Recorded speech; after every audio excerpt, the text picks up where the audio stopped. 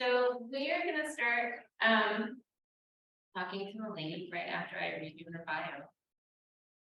Malene Barnett is an award-winning multidisciplinary artist and textile designer based in Brooklyn, New York. Malene is interested in finding ways to define the Black narrative while raising awareness about racial inequality in America. Diana, could you close that door for me? Or Ellen, thank you. She shares her heritage with a global audience through sculptural ceramic tile vessels, mixed media paintings, tapestries. Barnett exhibits nationally, gives talks, and publishes work raising awareness around Caribbean makers and ceramic art traditions. She holds an MFA in ceramics from Tyler School of Art and Architecture and undergraduate degrees in fashion illustration and textile surface design from the Fashion Institute of Technology. Malene has participated at Anderson Ranch Watershed, Johnson Studio, and Haystack residencies. In addition, oh, by the way, I love this book. She is the grantee of a Fulbright to Jamaica and the founder of the Black Artists and Designers Guild, a collective of independent Black artists and designers, which is super impressive as all of it is, and it's in addition. Anyway, I love it. Would you like to? Oh my gosh, I'm gonna make all these things going. Sorry about that. That's okay. Tell us about why, when, how you made the brave decision to make your life in art. Well, first, thank you for having me, Jennifer, and for the Clay Studio, and for everyone here in person and on Zoom. It's funny, I've been drawing and painting ever since I was a small child. I think those things that we used to make when we were a child, and I know I was into mud pies, like big time when I was a kid. It's so funny how now I'm working clay in a different way. But I was selected at 8 years old for an artistically talented program, and we would draw and paint on a weekly basis. So apparently my art teacher saw something in me, right? And you know, from there, I was also playing the violin. So I was like toying between music and visual art. My mother was a classical pianist, and she migrated here from St. Vincent in the Caribbean, and she exposed all of her children to the arts. And in addition to other things, but I was the one that really gravitated towards it. And I stuck with it for many years. Like I had to have something creative in my life. But it wasn't until high school where, because of the way the public school systems are, you had to choose. So that's when I had to decide, am I gonna follow down the path of like music, or am I gonna go in the visual art, fine art? And I chose visual art. I wanted to get back into painting and drawing. And so it was 10th grade, I remember. And I did a self-portrait. Our assignment was based on the Chuck Close style of painting. And so I submitted it for an art exhibition, and it got honorable mention. And so, you know, that was like a little confirmation, like, yeah, I made the right decision to go in this direction. And ever since then, I've stayed on that path of a creative path. And as I am now, I realize this is how I am. There's no other way for me to live, because honestly, I don't want to explore. But creativity has always been central in my life. And I think it was those high school years that really said, okay, this is what you're gonna do. And I went to art school. Like I specifically applied for art school, and I was a real athlete too. People don't know that about me. I was serious into my sport. So I was looking for a good art program and a good volleyball team. What a combination. And did you find it? I was really adamant. I had to have a volleyball team. Yeah. I mean, I played other sports in high school, but that was the one I wanted to continue in college.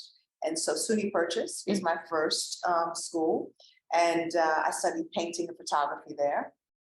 And it was funny because, and I learned a lot during those first 2 years. And this is 1990, so there was no internet, no Instagram, and it was, you know, the ideas around what an artist was. It was very subjective, and the notion of being a starving artist was always, you know, at the forefront of conversations. And I didn't want that. And so I decided to transition into more of a commercial art. And that's where I found FIT, the Fashion Institute of Technology. And I love drawing people, and I love fashion. So it was a natural progression to go and study fashion illustration. But what I learned while I was there is that I was not the best illustrator. And I said, nobody's gonna hire me for this. But I knew I had something where it was about color and I could draw composition. And so while I was in school, I discovered textile design. And that's how I learned about that major. I learned that there was an art to designing pattern, and that that pattern could be translated in home and fashion and just multiple services. And I remember my professor said to me, she called everybody by our last names. So she was like, I told her, I was like, Professor Ishikawa, I'm going to textile design to do my bachelor's. She was like, Barnett, that's gonna be the best thing for you. Oh. And I always remember her words, and she was right. She was very right at the time. And from there, I was able to discover a whole world of what it would feel like to be a designer, of designing multiple things. And so I gravitated towards rugs and fabric specifically. And hence my first job out of college was designing African print fabrics. And I was still hand painting everything. And, you know, I learned about manufacturing. And then from there went to rugs, and I don't know how much more you want me to share.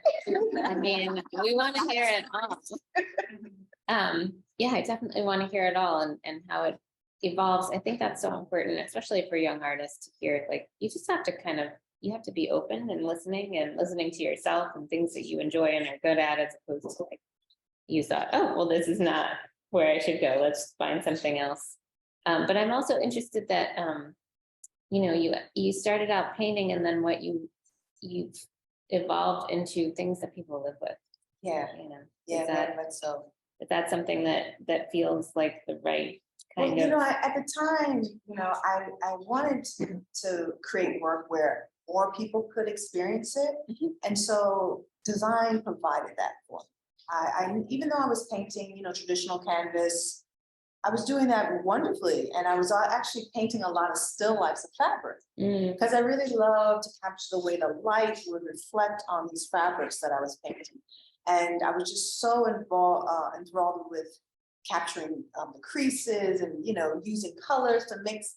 It was a great time doing those still lifes. But then I also knew that if one person had the paint, it was only one person. And I was really interested in having many people experience the work. And so textile design provided that for me.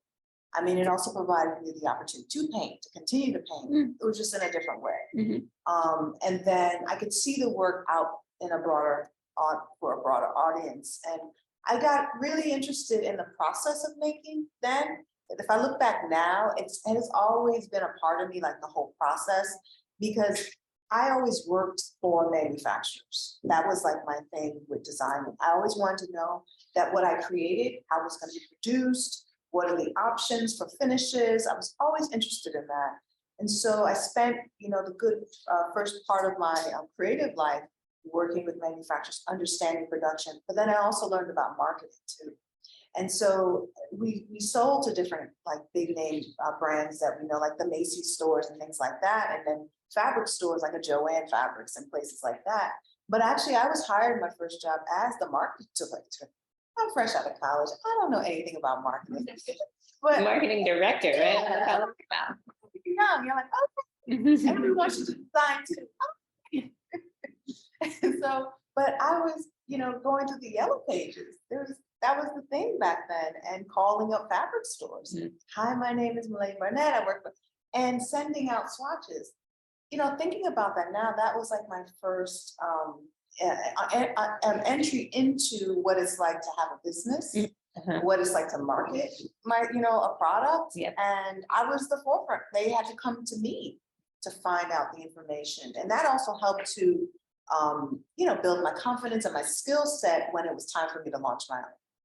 I was just, right before you said that, I was thinking, yeah, she was learning all these business skills. But so you didn't go to business school, you didn't go to marketing for the degree in that, but you evolved into it. And were you aware that you wanted to gain those skills when you were in those jobs? It sounds like you were very intentional about making sure you learned these things. Yeah, it's funny. I was always very intentional with my creative practice. Like I always knew I wanted to have my own. Like I did not want to stay in a 9 to 5. Mhm. I've only had 2 full-time jobs in my entire career. Because once I worked for the textile company for about 2.5 years before they decided to go into a different direction. And then I got a job at a rug company, designing, going through the whole manufacturing process, and I stayed 1 year.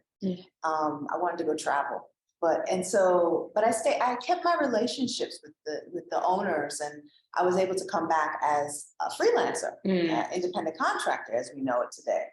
But that was how I wanted to set up my life, because I always knew, as we know as creatives, there's an up and down, right? There's this, so I wanted to start to train myself and build the muscle, so that when I really officially go off on my own, that I understood like what I needed to survive, or what kind of lifestyle that I wanted.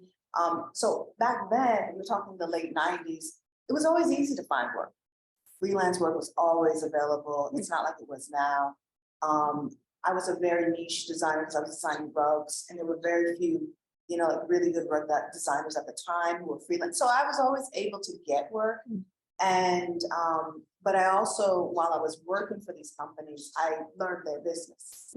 I really paid attention to, from the marketing material they put out, who are the salespeople, like how do they converse with each other, all of that stuff. And then I knew that my work was selling. And so I started to understand like what a customer wants, how to appeal to that, and all those things. But it's so funny because learning all that actually full circle is where I am now, is what I wanted to stay with. I got to the point where I said, I can't do this anymore. Well, now you can hire somebody else to do it for you, right? Yeah, do that. But in addition, that I didn't want to create work that was focused on a consumer's desire. Oh, okay. Which is it's a different way of making. When you're appealing to Like a mass audience. Yes. Yeah. It is very different, because it's whether you're following the trends or making the trends. That's right. And I was all about making the trends. Even within those companies, I was setting the trends for those companies, and I was making the millions of dollars by the trend that I was setting. They did trust in me to create, and what I was making them a lot of money. And so when I realized that, I said, okay, it's time for me. I could do this on my own. Yeah. And so hence in 2009 is when I launched Malene B, and I decided to focus specifically on custom handmade rugs. Okay, so I want to talk about that in a second, but I just want to emphasize again for younger artists and people thinking about it, it's that you were so, intentional. Again, I said this already, but I think it bears repeating, because you had to learn all the different aspects of the business, and that it was whatever job you're in, doesn't matter what field you're in, look around, see what the other people are doing, and learn why they do what they do and how they do it, so that you can have those skills later. I mean, I feel like we don't always appreciate that we're in a community of people, and there's this, we're all cogs in the wheel. And it helps appreciate each other, but you just never know when you're going to need those. No, and I think to add to that too, Jennifer, I think it's also important that I didn't touch on that. Even at a young age, I was always doing research, like not knowing that I was doing research, but now I see, like, I collected all the magazines, as a child. I was into the fashion, and I think about the collage of the designers I had on the wall. I knew every one of them, right? And I realized how, as I got into college, I translated those skills, and if it's business, I started to study, like who's also doing something similar, or who's someone that I'm inspired by. And I would start to collect the names, and I would go out and network, and I would meet the people and introduce myself.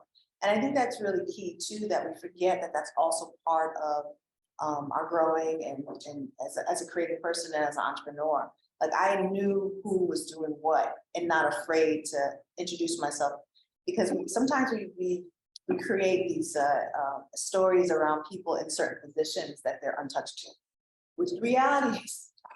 And it's as simple as, introducing and knowing a little something about them, and just engaging in conversation. And I did that a lot, because when I started my business at the time when we were on this is 2009, and if you remember, economy-wise. Oh my gosh, yeah. I couldn't hire a publicist. I Yeah. couldn't do any of that. So I was going to these parties, just finding out who's who and building that way. There's lots of things in there. So one of them is you did the research so that you would know who the people were and what they were doing. You can't be a trendsetter unless you know what's out there, Yes. because you can see what's happening and then you go on from there. If you don't know, you might be repeating, you might be doing exactly what someone else is doing. So that research is important for the trendsetter. It's important because when you go talk to the people, you're being respectful because you know what they've done, you know where they fit into the thing. You can say to them, oh my gosh, I saw your last collection, etc. And then finally, the networking part, just as you're saying, you got to go out there and talk to people. I'm teaching a professional practices class right now, and I gave them an assignment to go to an opening or an event and go up to anybody and just introduce yourself, say who you are, ask who they are. And it's so powerful. Oh, it is. Actually, I always share this tip. Just looking at the chat, is echo. No, I fixed it. Okay. Yeah. I see the last one says much better things. Okay, cool. But thank you, Raymond. Thanks. There's a tip that I always share with people, when, especially those who are, they may be shy. I get it. It's kind of intimidating when you go to these events. You don't know anybody. But if you go to an event, the simplest thing is to find the host, right? See who's actually hosting the event and introduce yourself. And then ask them who you should speak to, because they pretty much know everybody who's coming or who's in the room. And, it's a great way to just break the ice without having you doing it on your own. Or the other tip is wear something that, people are going to be attracted to. And seriously, I have a signature. I wear these earrings everywhere, so you're going to see them everywhere. And I always get compliments. Or it's a bright color or something, so people are like, oh, wow, that's a great top. And then you already have them. Yeah. You'll be surprised how it is really easy to have conversations with people you don't know, just based on just giving them a compliment. I think we forget about the kindness that comes with our practice, and then making that a part of our practice. And it's not like the ideas are generally speak to people because you genuinely want to build a relationship, not that you're trying to get something. Right. And that's a different type of conversation. It is. And being,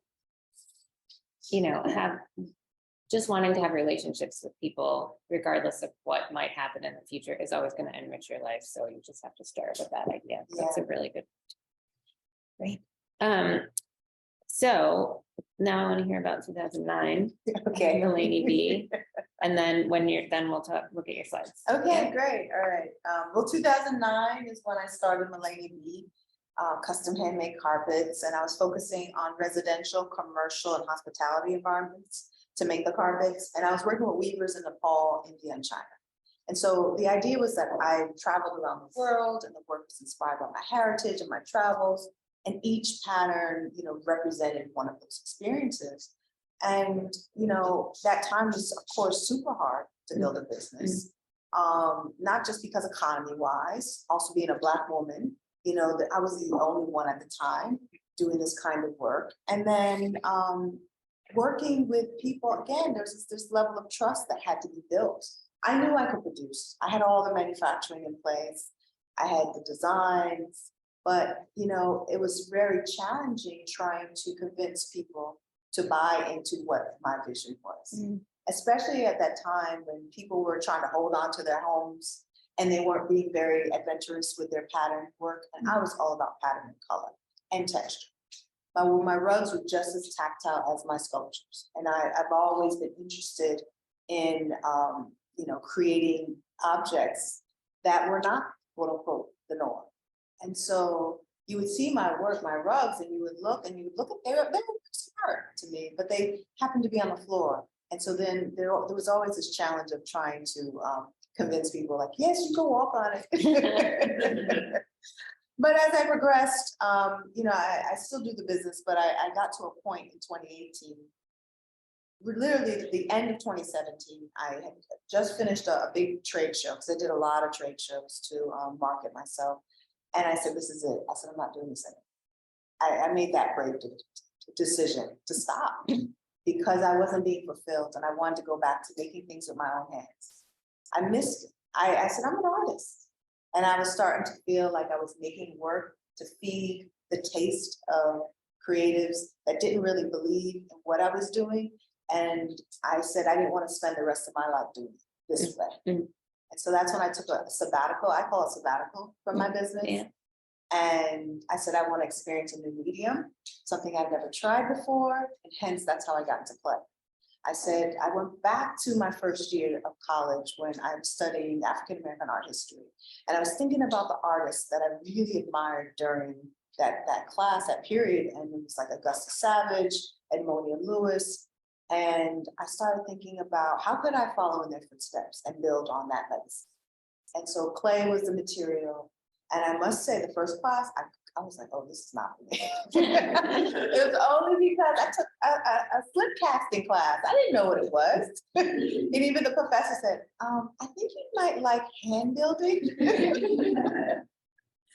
And she was right. And so that changed my world. And I actually was thinking about spaces, doing my research, trying to figure out where can I really take a deeper dive into the material, because I am one to take my time and study. I like studying, I like research. And so I started to go back into Edmonia Lewis's life, and I said, well, I remember how she got kicked out of Oberlin College and she went to Italy. And I said, you know what?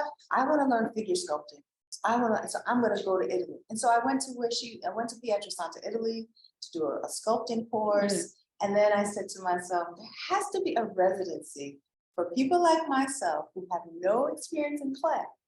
And then I found Greenwich House Pottery. And that's how I started that was the first opportunity I had to have a dedicated space and time to learn about clay. And during my research, so you know, the clay studio was on the list.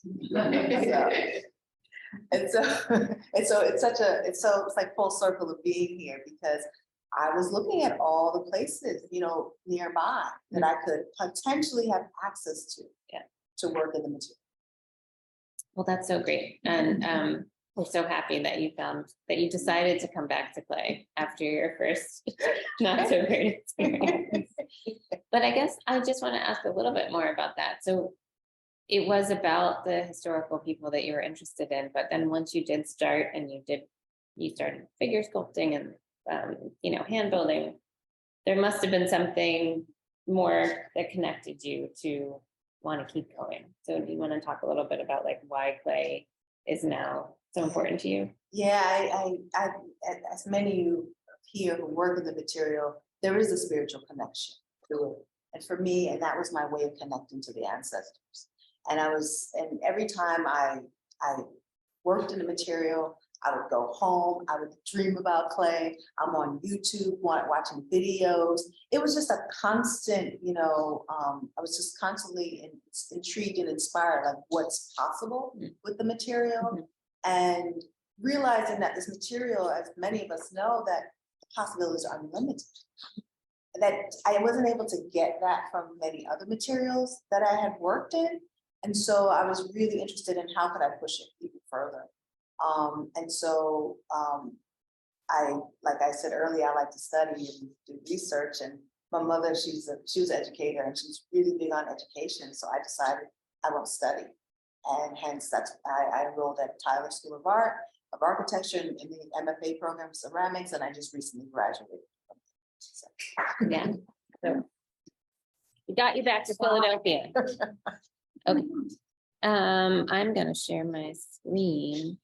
Let's see what we got. But not that screen. Not that screen. This screen. So that we can see some of this clay that we're talking about. Yeah. Oh, hold on. 1 moment, please. All right. There we go. Tell me when you want me to Oh. advance your slide. No, you can advance. I'll start. I'll just talk. Maybe I can't. Oh, it's this way. I know how to use it. Well, as you know, that's me. Yes, for the past 2 years while I was at Tyler, I took the opportunity to really focus on family history. As I said earlier, my mother's from St. Vincent in the Caribbean, my father's from Jamaica. And I realized I have yet to have an opportunity to really understand how the Black diaspora came about. And I wanted to use my grandmother, my maternal grandmother, who migrated to the US in the 50s on her own, as the central point of understanding what that is. And you could go to the next slide. I think here is just talking about this is some of the patterns from my design days as a rug designer. And that's when you said sculptural, that's a Yes, rug, that's but sculpture. That was Pupunya, one of my favorite. I was looking at the artwork of the Aborigine in Australia, and their spirit paintings, and looking at technique. I was really big, even with designing my rugs, about the techniques of different people and cultures and experiences, and how I could apply that to my own thinking. Mm. And this rug is called St. Vincent, thinking about the waters in St. Vincent. That's at Viacom in the city. And then I also have a wallpaper collection. This is more of my commercial work, where I was actually translating the patterns that I've carved and painted in clay into wall coverings. My work is really drawing a lot from this quote from Dion Brand, and should I read it? sure. Okay.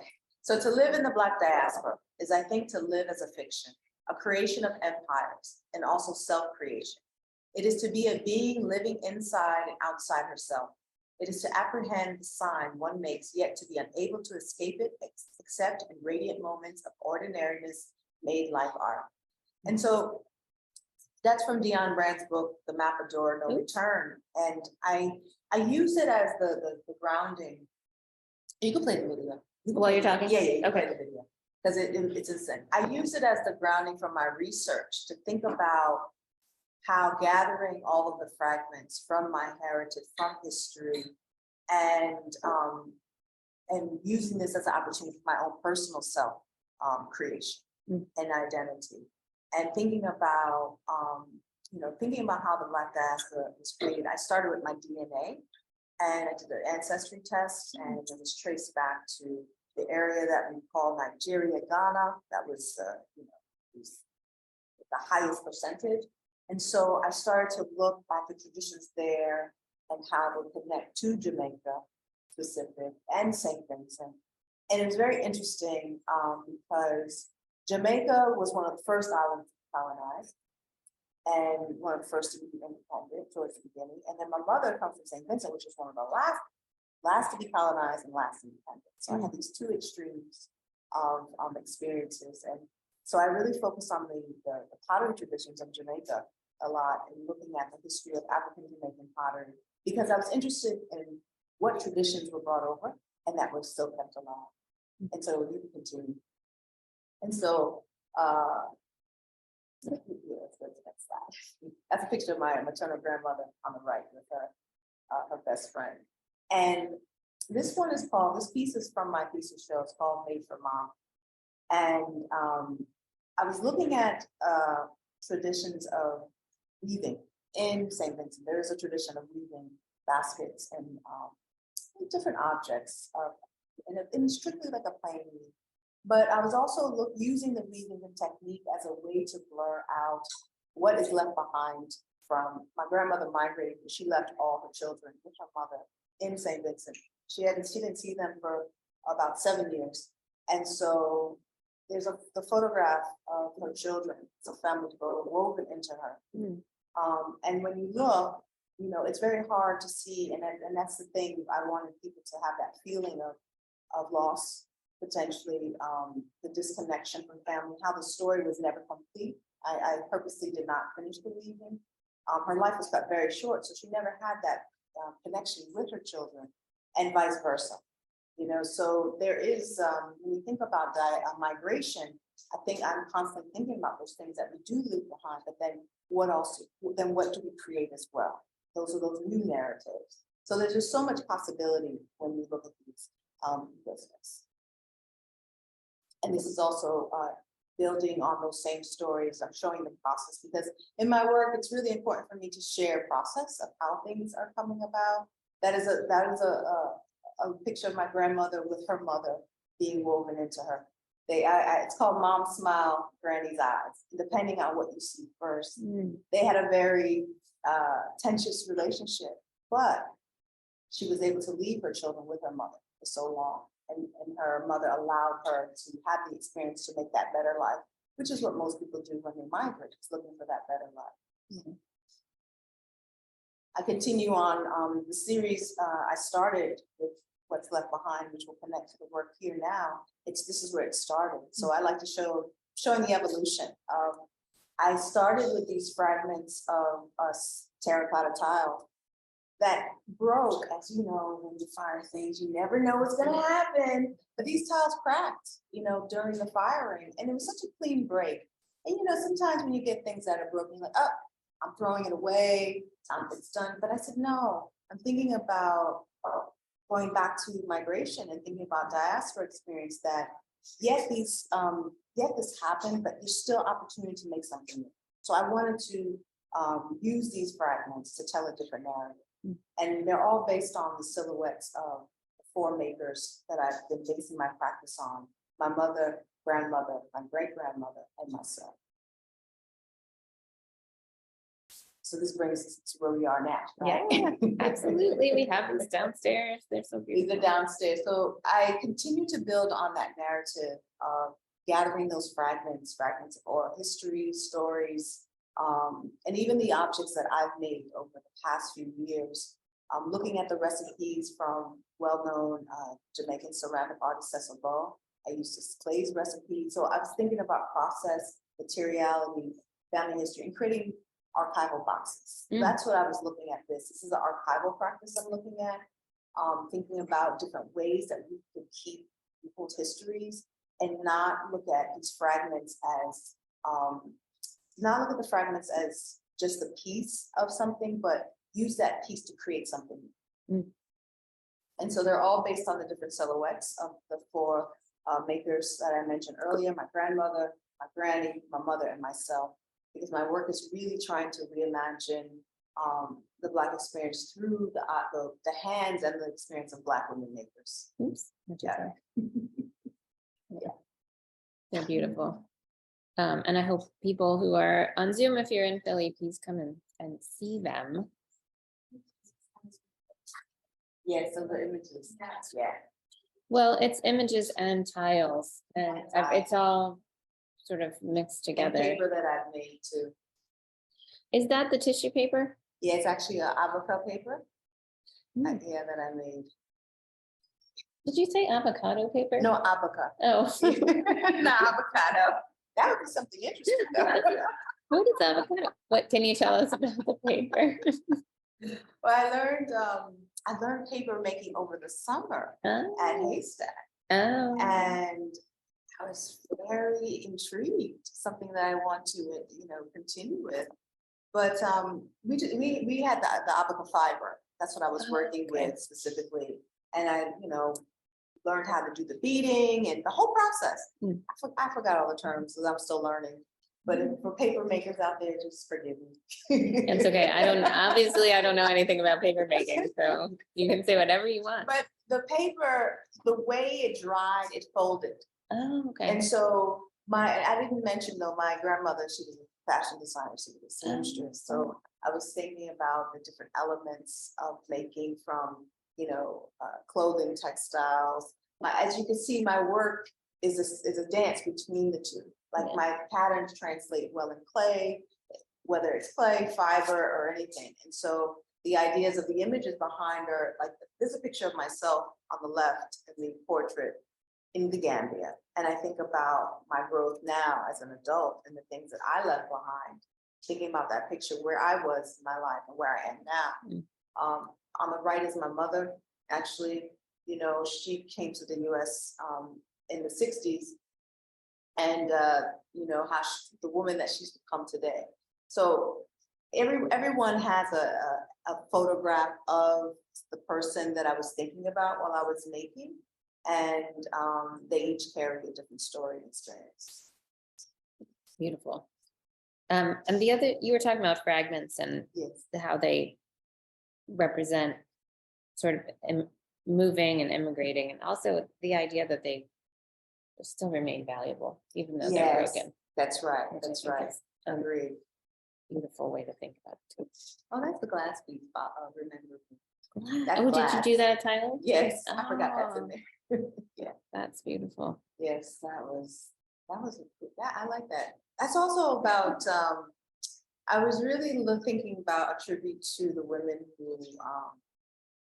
who were part of the transatlantic slave trade, and thinking about what they carried over with them in their hair through the rhinosaur, and then thinking about the commodities that they had to mine, from the indigo to the sugar.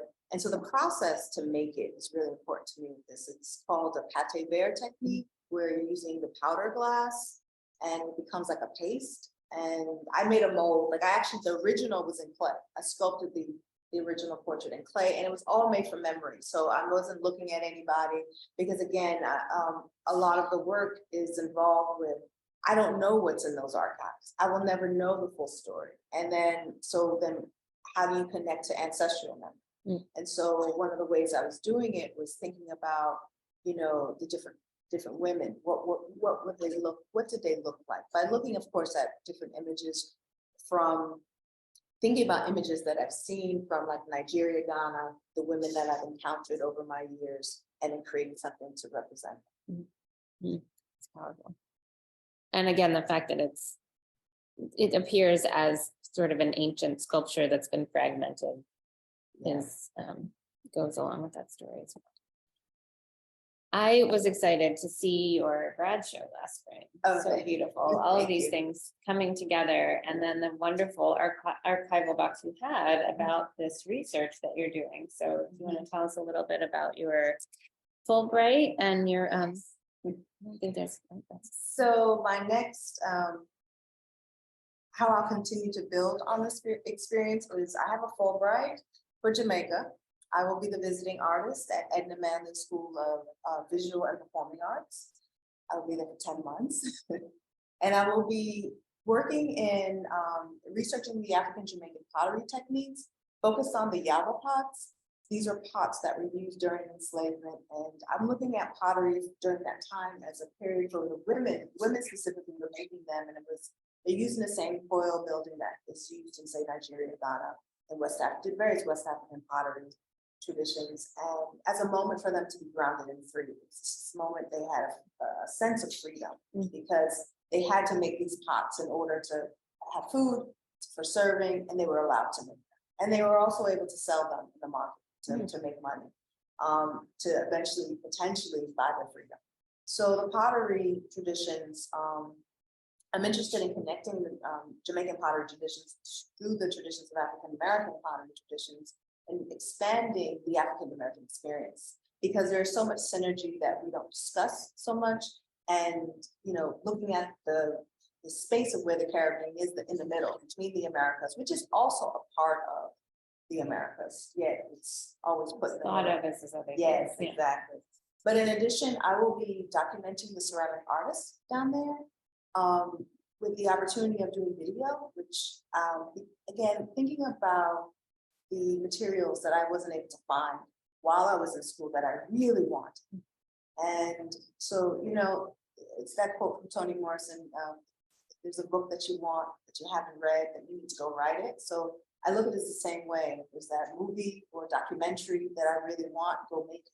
So the idea is that I want to start to collect the interviews of the artists, really focus on the students of Cecil Lowe and Ma Lu, who were the pioneer ceramic artists of the country. So there are many of the students that are still alive, and they're still working in clay. And so I want to get their stories.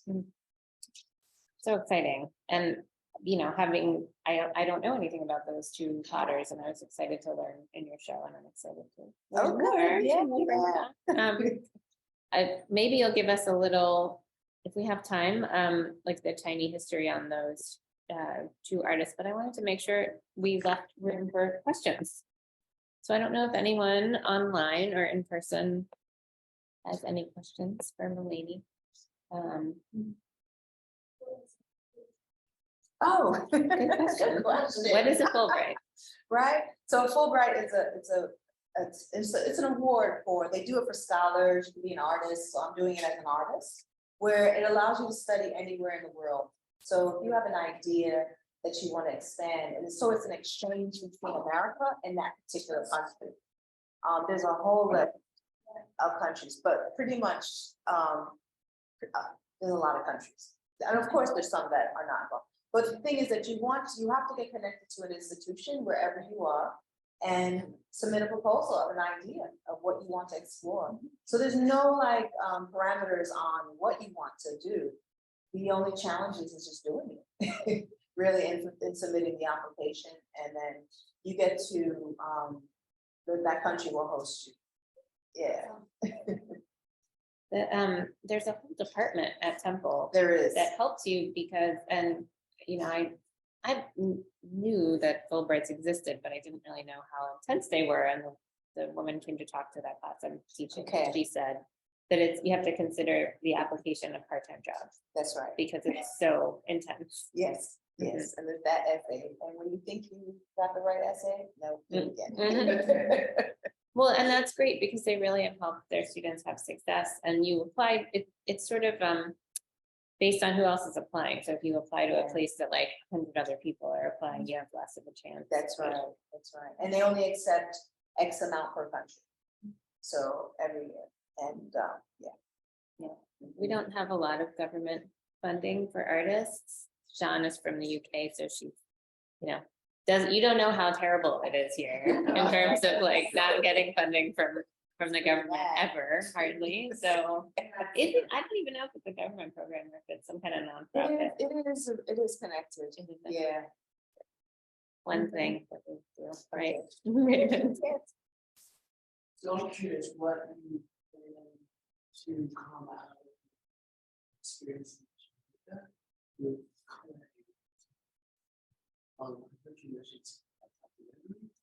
but you think also like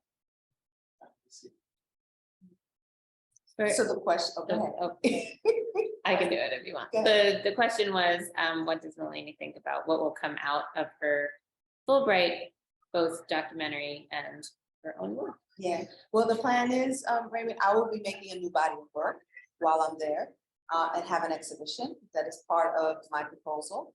I want to use the African Jamaican pottery techniques in the work and see what I could do. How can I expand on that?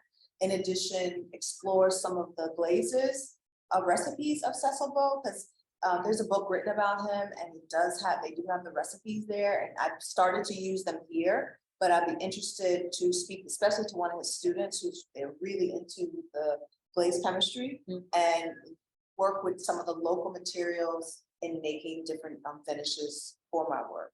And then also experience some different firing techniques, and then also figure out how I can incorporate some local materials that are not available here. It could be a plant that, you know, and then the dirt is going to be different too. So the clay itself is going to be different. So I will be using that as well. And then documenting everything along the way. Because the key really too, besides, you know, we always focus on the finish, like the making of the finished work. But for me, they're equally as important, the process to get there as well as the finish, because of the lack of information that's out there, just even around ceramics of the Caribbean. So my bigger goal is to create a space where that information is documented from every island, and Jamaica is just the starting point. Exciting. And then I think some of those glazes you're talking about are on the tiles that are in the pieces downstairs. Yes, they are. It's on, the footprint one. Yeah, I remember seeing that in your looks grad like show. That yes. It's beautiful, glassy. There's also the idea, I feel like I remember reading this in your materials for your show, that they were throw-ins, and there was a misconception that there wasn't a lot of throw-in pottery in Jamaica, that it was all hand built. Yeah, well, Cecil Bowe, he was the one that brought the throwing to the island. Malu was focused on the African Jamaican pottery, hand building.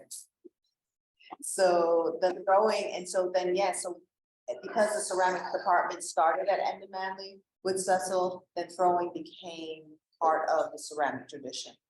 but hand building was how it all started. Got it. So you're gonna start throwing. I don't know.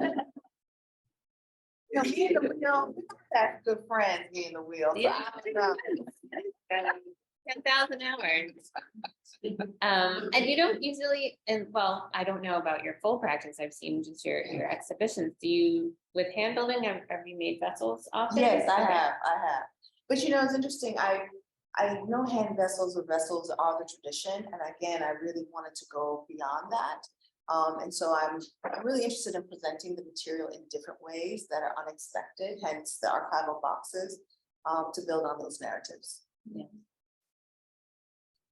Any other questions? Yes.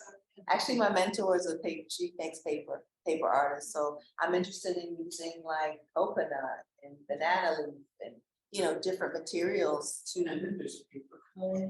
That's right. So there's just so many possibilities. So, yeah. Oh, I didn't want to see. There is somebody in the chat, maybe. Oh, have you also seen the sculptures of Selma Burke, who lived here in New Hope? No, I haven't seen. Hmm, I have to put that to my list. Thank you. Okay, we'll add it on. I'll write a note. Selma Burke. And Elizabeth Catlett, you know, I mean, all this Elizabeth, yeah. wonderful. I feel like I want to hear a little bit more about the history of the two artists that can you say their names again? Oh, Cecil, C-E-C-I-L, Mhm. and then Bo, B-A-U-G-H, Okay, and then Ma, M-A, Lou, L-O-U. and they were mid 20th century or Early. early? Yeah. Mhm. And there's more information about Cecil. He was at the university, you know, because he ran the ceramics department for many years there before he retired. He died in his 90s. Malu, she hasn't been written about as much. Her daughter is still alive. There's grandchildren. She's the one that I want to get more information. She has worked at the National Gallery in Jamaica. She brought back the tradition of making dapper pots in the 50s. Okay. Because during enslavement, again, there was that period they were making, but then it stopped. And so she brought it back, and then that became her thing for her livelihood. And she had a specific way she signed her pots. I think she had three marks, and her daughter has 4 marks. So when you do find one of her pots, like, you know that that's her. That's how she signed her pots.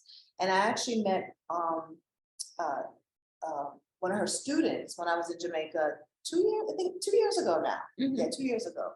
Now, I interviewed Norma Rodney Harris. Norma had her pots. And so she was able to show me the technique of how they start. They call it a KK. It's just a broken shard at the bottom of a pot. And that's how they start with building the coils. Okay. And it's the same way if you go to like Nigeria or Ghana, same way.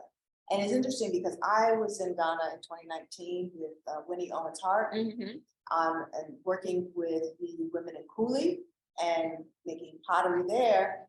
And I found a picture of Marlene, Malu's daughter, making a pot, and I had a picture from the women in Ghana, and technique the same. And so I put those pictures together, and that's where I saw how culture cannot be broken, no matter what. Like the traditions can still live on, yet 2 groups of people, same people, but they'll most likely will never meet. But it's just amazing how you see how the tradition of making has survived all this time. And so I'm very interested in building on that. Happy to take more questions, but I also I'm looking over your shoulder at the pot up there, which people on Zoom can't see, but that's actually by Magdalena Dundo. Oh, yes, okay. Who, although is from Kenya, went to Nigeria to learn. So it's part of that same Tradition, yeah. Well, we hope that when you come back, you'll come and we'll find a way to engage again with the work that you've done I was there. gonna say, gotta do a talk or something. Well, maybe we're gonna talk. I know. Yeah, we want to learn all the things that you're learning. Yes, I'm excited to share it. That's also part of the Fulbright, coming back and to share the information. Yeah. Do you have a plan for where that exhibition is gonna be? No, not yet, not yet, but I'm Okay. sure we'll find a gallery.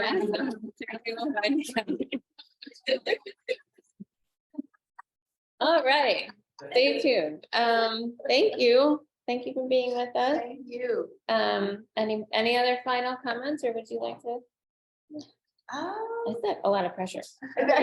Final comment. My final comments, the final comment is, one of the things I really hope that people get inspired to think about their own family histories and archival practices.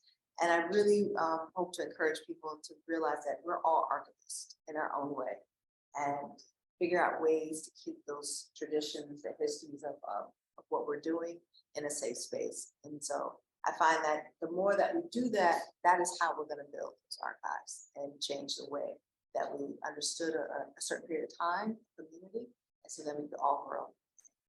You know, and I think as creatives, it's part of the work that we do.